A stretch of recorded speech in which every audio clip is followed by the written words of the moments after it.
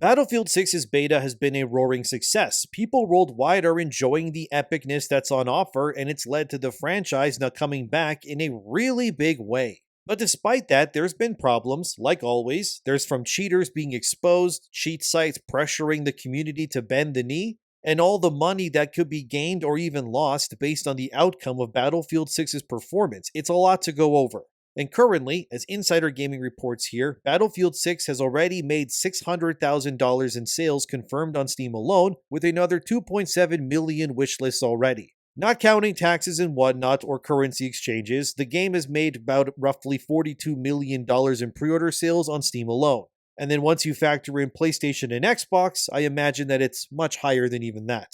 Like I said, anticipation is through the roof. This looks like the game to bring Battlefield back in a big way. Of course, that is if DICE and EA can keep the game from being crippled by cheaters and then some. Then there was the big viral moment, maybe you saw it, which was this Riley CS user who's a streamer that played the Battlefield 6 beta. And they ended up going mega super viral because everyone accused them of cheating. Here's their footage on screen of them playing the game. Can't really use the audio attached because they have Linkin Park playing in the background, so that's a copyright issue. But as you can see, this Riley is shooting people with laser-focused, almost borderline robotic aiming. Especially if you caught it there, Riley shoots someone, then immediately turns to the left to shoot someone they can't even see or be reasonably aware of themselves, and then their cursor spins them in an unnatural way towards what is a solid rock, which the enemy is obviously behind. A lot of people, myself included, this made me believe that this Riley person was cheating here, because there's no way that you would be able to pinpoint exactly there to know that there was even an enemy behind this rock who was behind you as you're dealing with these other people around you, only to then swing around and then aim directly at them without you even knowing that they existed, yet unless you were like the Flash from DC Comics and you're superhuman with your reflexes, this would be impossible. There's more examples of this too. I mean, there's parts in Riley's footage where they're aiming at people who are completely engulfed in smoke. And there's actually no way that they could have known that that enemy was there because the way that Riley is snapping towards these combatants, it's borderline unnatural. And it's very evidently clear that they're cheating. They just haven't been caught using whatever cheat tools that they're using yet. Of course, people have asked, why would this Riley, or any other person I guess, use cheating in Battlefield 6 or any game really to stream? The simple answer is that people like watching people that are good at playing games. Sure, there's enjoyment to watch someone like a DSP struggle like he was just born yesterday playing a game. But there's a reason why a lot of the top streamers, game-wise, are usually the best players in those games. Because viewers get to see crazy plays and things that they would not naturally get to see, like massive kill streaks.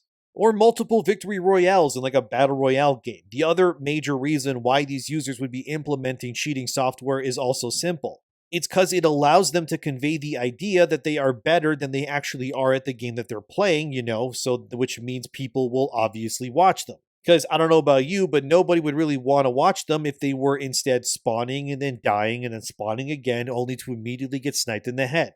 Viewers would obviously click off the thing. So the reason why they cheat is to build a following, gain subscribers, and ultimately make money off playing games, and then passing off their ability to do these insane things as legit when it usually isn't. Riley has obviously tried to push back and say they're not cheating, which I personally don't believe for a second. As this user said to Riley, blatant, obvious cheating, and Riley replies saying that they aren't. Another user would also say, cheating below 720p is impressive. I must say my eyes were screaming watching these vids. Again, Riley says they aren't cheating. This user then replies saying what I said earlier, how Riley managed to somehow lock immediately onto an enemy behind a solid rock, as if they would have some weird aim assist that goes through solid objects, and I'm glad that I'm not the only person who has noticed or pointed this out.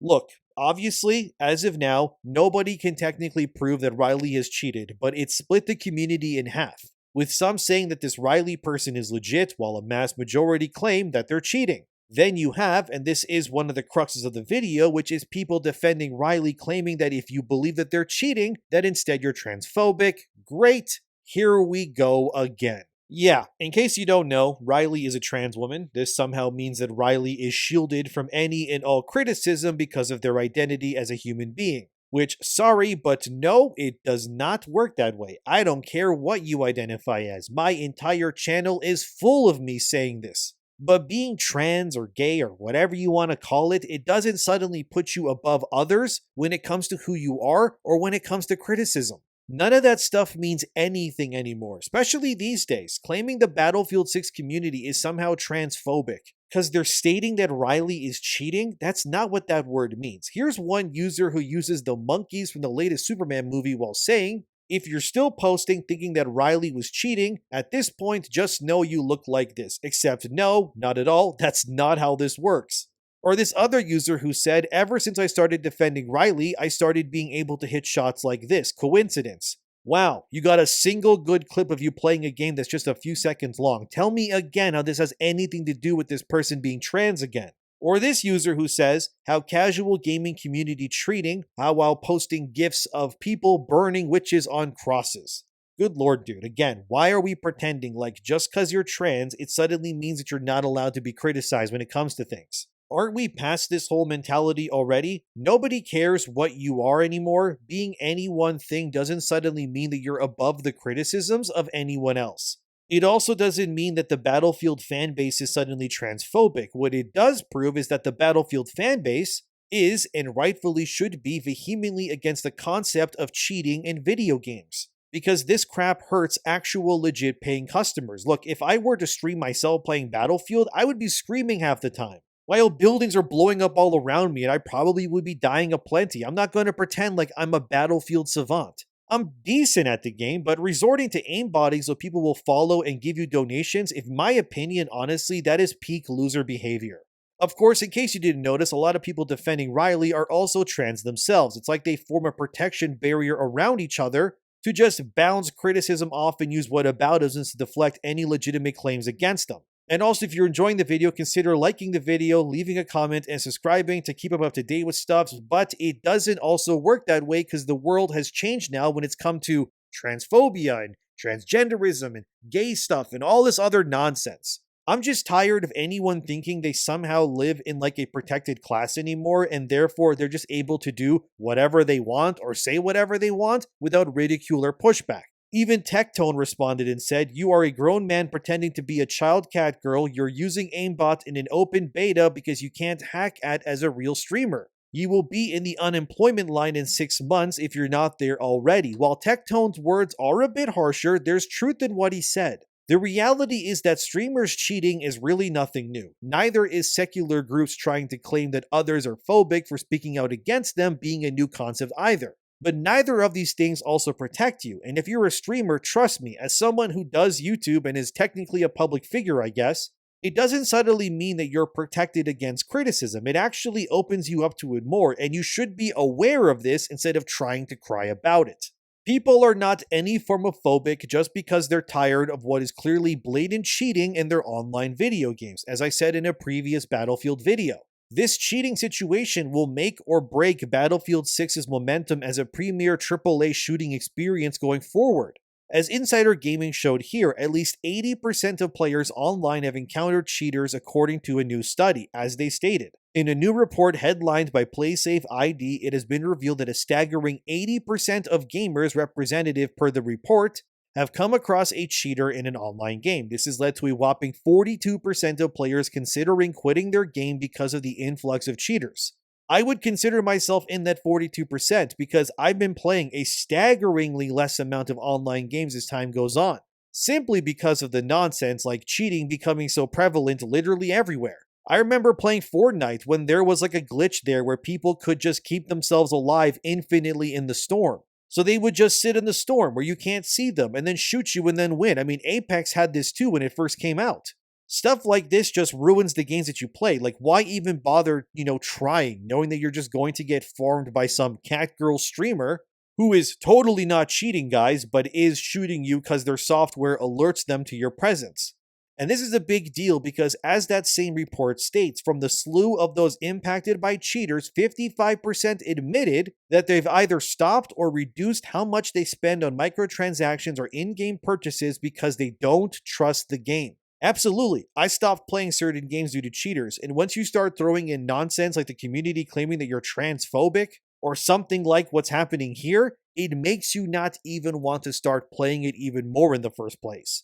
Also seen from that same report, 71% of players would actually be okay with verifying their IDs online if it meant that cheating would be lessened if real identities were attached to their profiles. So that just opens a whole other can of worms. It could be a way of fixing it as well as circumventing toxicity if people's names and identities, alongside their player profile, will get banned as well, but then you're sacrificing even more anonymity to fix a problem that you didn't start to begin with. And my problem with what's happening with this Riley character is that as easy as it may be to report them for cheating, so too would it be for people to report you for being allegedly transphobic or something else. Now imagine your real government ID is attached. What then? You get labeled phobic, banned for speaking out or something, and now you can't play anything because your ID was attached to it? Again, another can of worms. But there's a big reason why cheaters wouldn't want Battlefield 6 and more to crack down on them in the future, because cheating is a big business, and I mean this. This comes from Games Radar. As Battlefield 6 cheats already infest the open beta, studies estimate that as many as 80 sites make up to $73 million selling them for the FPS and many others. So this study comes from the universities of Warwick and Birmingham over in England from an academic paper which states that cheats selling for up to hundreds of dollars a month. The cheats the researchers found range from $10 to a whopping $240 per month. Yeah, why would anyone would want to pay $240 a month to access cheats to use in-game is insane to me. Obviously, the higher the rate, the better the cheating, or at least you would assume anyway. The only people who would be using $240 cheat systems are very likely those who would in theory make money by profiting off whatever it is that they're currently cheating at. Like, say, Battlefield 6, or who knows, it probably exists for stuff like poker too that you can play online as well. And according to that paper, around 174,000 users at the very least are buying these cheats just from these websites alone that use paid subscription models. And those cheats are actively harming the integrity of online gaming, and Battlefield 6 has a major problem that they do need fixing. That is, if they want their game to live and continue to make them millions of dollars. That same Riley that started this video also ended up getting banned on Twitch, but has also been unbanned already, as this Forbes article states. Riley would also post a second gameplay clip, this time with their hands shown on the mouse to show that they were not cheating, but even then, people were not convinced. Frankly, if you ask me, the whole thing stinks, and I think it's only a matter of time before someone like Riley gets caught slipping up and just ends up in a YouTube streamer cheating montage in a few months from now. And it would be in EA and DICE's best interest to ensure that Battlefield 6 is smooth for launch, as seen here from Alinea Analytics. That open beta was a massive boon to Battlefield 6's popularity and their pre-order sales numbers, as Alinea Analytics details here around 62% of the players who either wish-listed or pre-ordered Battlefield 6 have also played many Call of Duty titles in the past too, and the rest is combined from other popular multiplayer games. And according to that report, between just July 25th to 30th, Battlefield 6 was averaging 95,000 to 150,000 wish lists per day on Steam alone. Insane, I know. Alinea Analytics still believes, however, that Call of Duty Black Ops 7 will still outperform Battlefield 6 regardless of all this positivity stuff going on. They say that this mostly comes down to the fact that COD is just a yearly purchase for many casual fans, as they state here. That fans will buy Call of Duty even if they complain about the game, but the big reason why COD dominates is its free-to-play mode Warzone, which Battlefield 6 will be running up against at full price when it releases. This is why I would also agree with Alinea on this too, that Battlefield 6 will launch with the multiplayer and campaign, but it's also getting Battle Royale, but it won't be available right away. However, if EA and DICE really want to combat COD for the top spot, they need to ensure that Battlefield's Battle Royale mode is completely free, just like Warzone is. Because the other big reason why Call of Duty games sell so much, despite doing the same things over and over, is because each game is advertised for free, obviously, via Warzone's menus and screens. And much of the content that you buy in these other games can also be used in Warzone. So these people buy these games to get their weapons and all their unlocks and whatnot, because to them, they're investing in the game and its ecosystem even further. Which obviously, by promoting and doing all of that, that exposes the game, like Call of Duty, to millions of other potential buyers every time that a new game gets announced and subsequently gets released. And Battlefield obviously needs to capitalize on this idea as well if it also wants a winning chance. Because unless your name is Call of Duty or Battlefield, chances are if you're a multiplayer game shooter coming out now, you're not going to exist very long unless you're also free to play.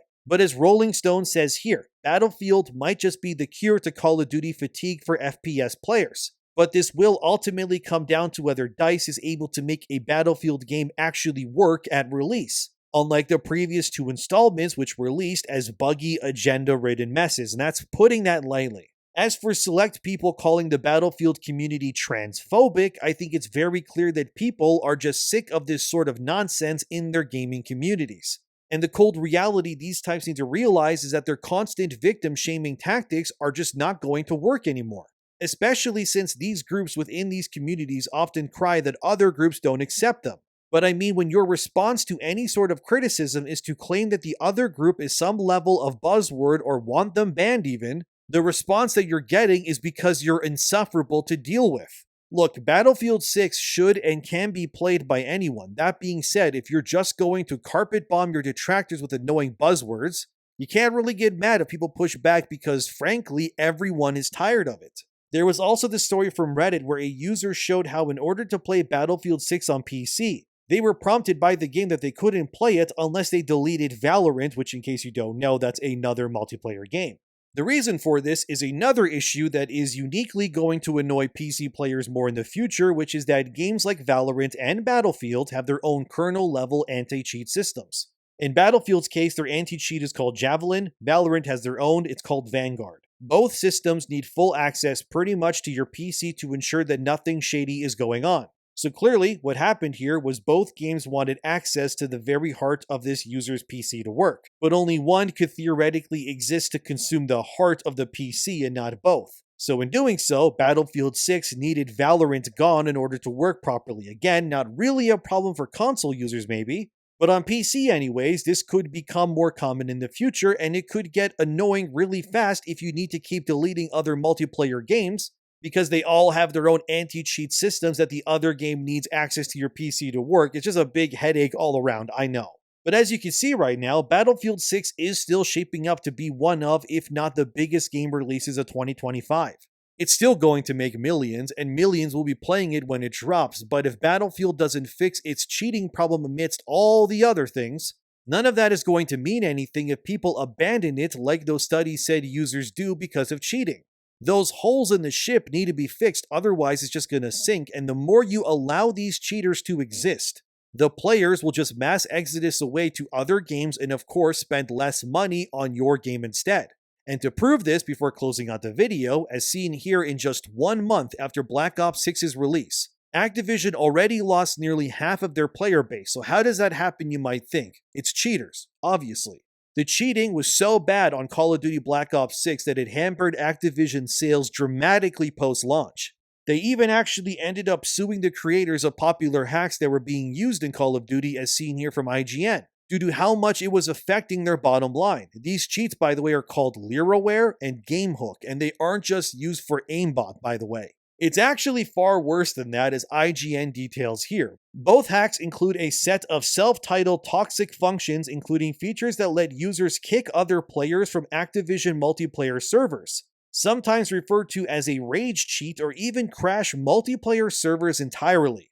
Gamehook also lets players cheat by using aimbots, which causes weapons to automatically hit opponents, and ESP bots, which identify opponent positions and allow players to see through walls or other obstacles.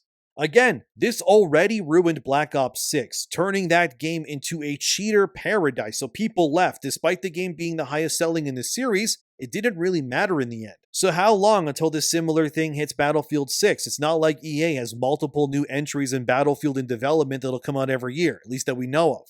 So they need this game to work properly and land correctly, but if cheats like this can crush servers and kick people out mid-game, if they're doing too good against a cheater, I guess, what hope does multiplayer gaming even have in the future?